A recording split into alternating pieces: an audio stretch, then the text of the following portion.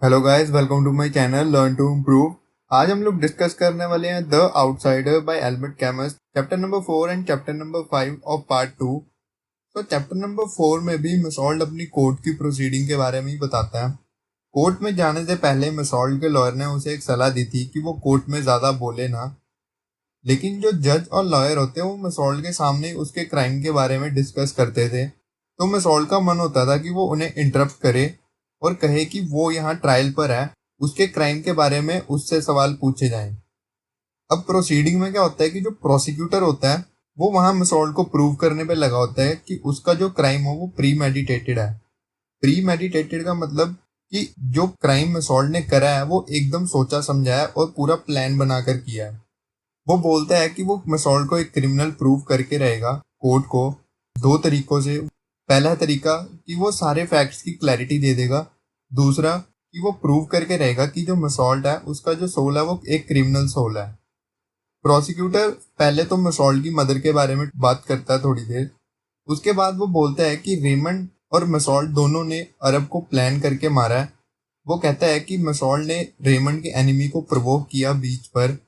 Raymond पूरे plan के हिसाब से बीच पर गन लेके गया और मिसॉल्ट ने भी पूरे प्लान के मुताबिक घर पर एंटर नहीं किया और वापस अकेला बीच पे गया ताकि वो रेमंड की गन से अरब को जाकर मार सके। प्रोसिक्यूटर जज को देख के बोलता है कि प्रोसीडिंग को चलते हुए बहुत टाइम हो चुका है, लेकिन मिसॉल्ट ने एक बारी भी अपने क्राइम के लिए रिग्रेट एक्सप्रेस नहीं किया पूरी इन्वेस्टिगेशन में। तो मिसॉल्ट उस टाइम पे सोचता है कि उसने अपनी लाइफ में किसी भी चीज को लेकर रिग्रेट नहीं शो किया कभी भी। प्रोसिक्यूटर मिसॉल्ट के सोल के बारे में बात करता है। वो बोलता है कि मिसॉल्ट में एक ह्यूमन का सोल नहीं है और वो बोलता है कि उसको मिसॉल्ट के सोल में एक भी मोरल प्रिंसिपल नहीं दिखाई देता।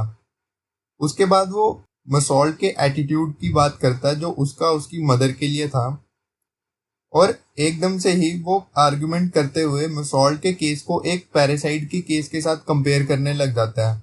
वो पैरासाइट के केस के फैक्ट्स क्लियर करता है और वो बोलता है कि उस केस में जैसे वो पर्सन गिल्टी था, इस केस में वैसे ही बिल्कुल मिसॉल्ट भी गिल्टी है। और जो पैरासाइट के केस की वो बात कर रहा होता है वो अगले ही दिन कोर्ट में जज किया जाने वाला होता है और आर्ग्यूमेंट के एंड में वो मिसॉल्ट को एक मॉन्स्टर भी बोलता है। उसके बाद जज मिसॉल्ट को बोलता है कि क्या तुम अरब की किलिंग वाली बात पर कुछ कहना चाहोगे। तो मिसॉल्ट सिर्फ इतना बोलता है कि उसने इंटेंशन से अरब को नहीं मारा। फिर जज उससे एक और सवाल पूछता है कि किस चीज ने तुम्हें मोटिवेट किया क्राइम कमिट करने के लिए। तो मिसॉल्ट वहां पर अपना रिप्लाई देता है कि उसने अपना क्राइम सन की वजह से किया। उतने में जितने लोग कोर्ट में बैठे होते हैं वो मिसॉल्ट पर हंसने लग जाते हैं। अब मिसॉल्ट का जो लॉयर होता है वो फैक्ट्स को क्लियर करने के लिए आगे आता है।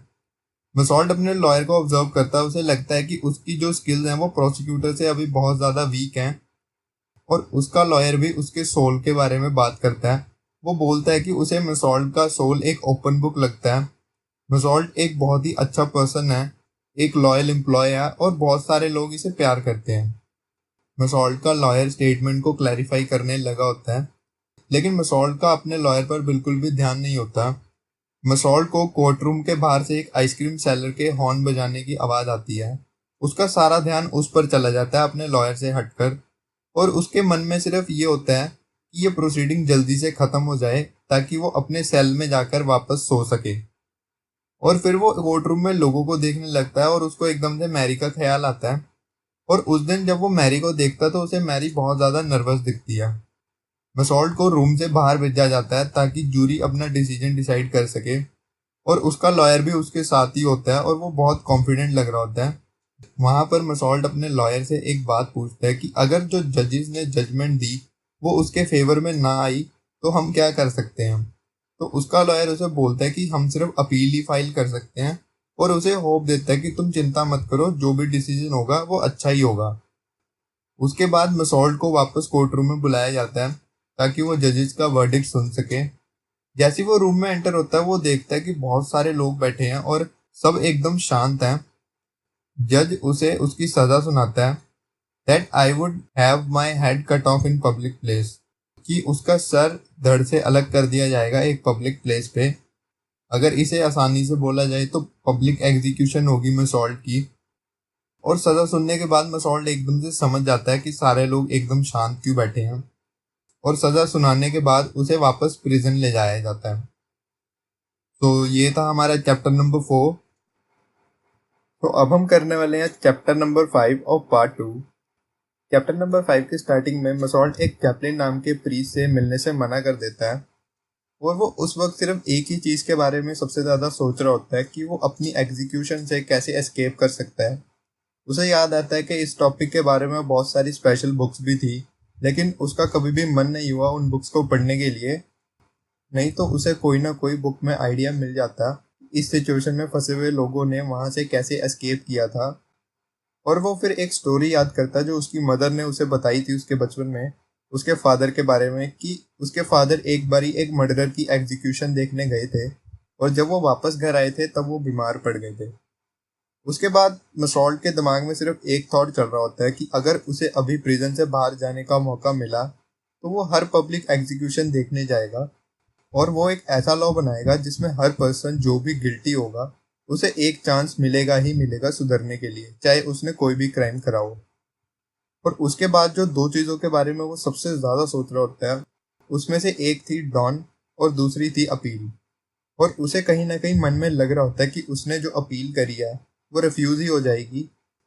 और उसके बाद वो एक डायलॉग बोलता है, well then I will die. उसके बाद उसे मैरी की याद आती है, और वो याद करता है कि मैरी ने उसे बहुत टाइम पहले लेटर्स लिखने बंद कर दिए हैं। और वो ये सोचता है कि उसका लेटर ना लिखने का ये रीजन है कि वो अब एक ऐसे पर्सन के साथ नहीं रहना चाहती जिसकी पब्लिक एग्जीक्यूशन होने वाली हो। और दूसरा रीजन जो उसके दिमाग में आता है वो ये कि या तो वो बीमार है और या वो मर चुकी है। और वो मैरी के बारे में सोच ही रहा होता है, इतने में जो चैपलिन प्रीस्ट होता है वो उसके सेल में आता है, और वो उससे एक सवाल पूछता है कि तुमने मुझसे मिलने से मना क्यों किया। तो मिसॉल्ट रिप्लाई करता है कि मैं भगवान पे बिलीव नहीं करता, इसलिए मुझे तुमसे नहीं मिलना था। दरअसल जो चैपलिन प्रीस्ट होता है वो मिसॉल्ट को किसी न किसी तरह गॉड पे बिलीव करवाने के लिए कन्विंस कर रहा होता है, और मिसॉल्ट को ये बात बिल्कुल पसंद नहीं होती, इसीलिए वो चैपलिन से मिलने से मना कर रहा होता है। अब चैपलिन उससे यहाँ पे बहुत अजीब अजीब से सवाल पूछता है। वो बोलता है कि रियलिटी में लोग सोचते हैं कि वो सही हैं लेकिन वो होते नहीं। और वो फिर मसॉल्ट से पूछता है कि तुम इस टॉपिक के बारे में क्या सोचते हो। मसॉल्ट बोलता है कि मुझे इस बारे में बात करने में कोई भी इंटरेस्ट नहीं। और उसके बाद वो एक और अजीब सा सवाल पूछता है। वो मसॉल्ट को बोलता है कि तुम मुझसे इस तरीके से इसलिए बात कर रहे हो क्योंकि तुम टेरिबल डिस्पेयर हो, तुम सारी होप छोड़ चुके हो। तो मसॉल्ट कहता है कि मैंने होप नहीं छोड़ी, मैं जस्ट डरा हुआ हूँ। उसके बाद वो बहुत सारी और बातें करता है। चैपलिन मसॉल्ट से एक और सवाल पूछता है। वो पूछता है कि क्या तुम इस बिलीफ में जी रहे हो कि मरने के बाद आगे इंसान का कुछ भी नहीं बचता। मसॉल्ट उसको यस रिप्लाई करता है इस बात का। और वो ये रिप्लाई सुनते ही बड़ा गुस्से में आ जाता है। और ये बात सुन के चैपलिन उसे रिप्लाई करता है कि जो जस्टिस ऑफ गॉड है वही सब कुछ होता है, जो जस्टिस ऑफ मैन है वो गॉड के जस्टिस के सामने कुछ भी नहीं। और उससे गुस्से में एक और सवाल पूछता है कि क्या तुमने कभी और लाइफ की विश नहीं करी। तो मसॉल्ट रिप्लाई करता है कि मैंने विश तो करी है कि मेरी कोई अलग लाइफ होती जिसमें मैं रिच होता, मुझे स्विमिंग आती। लेकिन वो एक और चीज बोलता है कि वो उस नई लाइफ में भी अपनी पुरानी लाइफ को याद रखे। अब फिर वो सोच रहा होता है कि उसके पास वैसे ही बहुत कम टाइम बचा है क्योंकि सुबह उसकी एग्जीक्यूशन होने वाली होती है, और वो इस बारे में बात करके अपने बचे हुए टाइम को वेस्ट नहीं कर सकता। अब चैपलिन वैसे प्रीस्ट था, सारे उसे फादर कहा करते थे, लेकिन मसॉल्ट उसे बोलता है, सर आप यहाँ से चले जाइए। चैपलिन मसॉल्ट से पूछता है कि उसने उसे फादर की जगह सर क्यों बोला, और वो उसे तंग कर रहा होता है ऐसे सवाल पूछ पूछ के। और वो मसॉल्ट को ये भी बोल देता है कि जब तुम्हारी एग्जीक्यूशन होने वाली होगी मैं तुम्हारे लिए गॉड से प्रे करूंगा। अब मसॉल्ट गॉड पे बिलीव नहीं कर रहा होता, तो उसको एकदम से ये सुन के गुस्सा आ जाता है। वो उस पर बहुत तेज चलाता है, उसको कॉलर से पकड़ लेता है, और उसे बोलता है कि जैसे तुम जी रहे हो उससे तुम एक डेड पर्सन लगते हो। और वो कहता है कि उसके पास अब खोने के लिए कुछ नहीं बचा, सिर्फ उसकी लाइफ में अब जो बचा है वो है डेथ। इतने में ही जो सेल का गार्ड होता है वो वहां पे आके मसॉल्ट और चैपलिन को सेपरेट करता है। उसके बाद चैपलिन वहां से चला जाता है। मसॉल्ट कुछ देर सोता है, और जब वो उठता है तो उसके दिमाग में एक थॉट होता है कि जब उसकी एग्जीक्यूशन हो रही हो तब उसे देखने के लिए वहां पर बहुत सारे लोग आ रखे हों जिससे कि वो अलोन फील ना करे उस टाइम पे। तो ये था हमारा chapter number 5। Thanks for watching.